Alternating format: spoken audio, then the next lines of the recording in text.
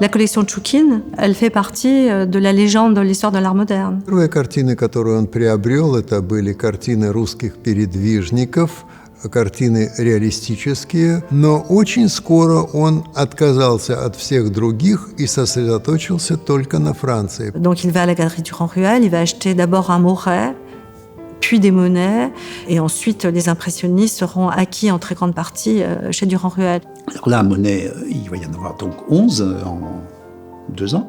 Et il va être comme un expérimentateur, il ne sait pas. Hein, bon, mais c'est un patron. Et qu'est-ce que c'est qu'un patron ? Un patron, c'est quelqu'un qui est convaincu qu'il suffit d'apprendre pour être bon dans n'importe quel domaine. Tchoukine n'est pas, une personnalité éminente du milieu de l'art en France. Et se fait comme ça, entre 1898 et 1902-1903, une première collection Tchoukine. После смерти его жены, она умерла в начале января 1907 года, совершенно внезапно, это было для Щукина большое горе, он искал как-то забыться и в работе, и в коллекционерской деятельности. Que fait Tchoukine ? Eh bien, il décide de faire un musée d'art moderne. Toute l'intelligentsia de l'époque se pressait à la galerie Tchoukine le dimanche à partir de l'été 1908, et c'est Tchoukine lui-même qui présentait sa collection à ses visiteurs. Donc c'est très important d'avoir ça en tête, c'est que cette collection, elle était publique. Les gens venaient rire aussi à la galerie de Tchoukine, les gens venaient se moquer de Tchoukine. Certaines œuvres ont été abîmées, ont été dégradées délibérément. En 1908, il achète une dizaine de Matisse et il commande ce qui va devenir la Chambre Rouge, qui est une des stars de la collection.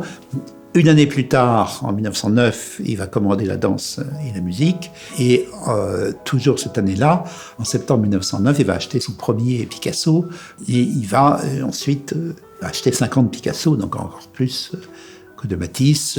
À cela s'ajoutent les Marquet, les Derain. La venue de Tchoukine va créer une accélération de ce marché, mais qui était déjà en train de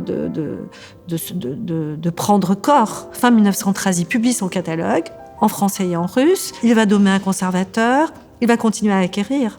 Mais en 1914, c'est la guerre, tout s'arrête. После революции вообще все большие коллекции в России были национализированы.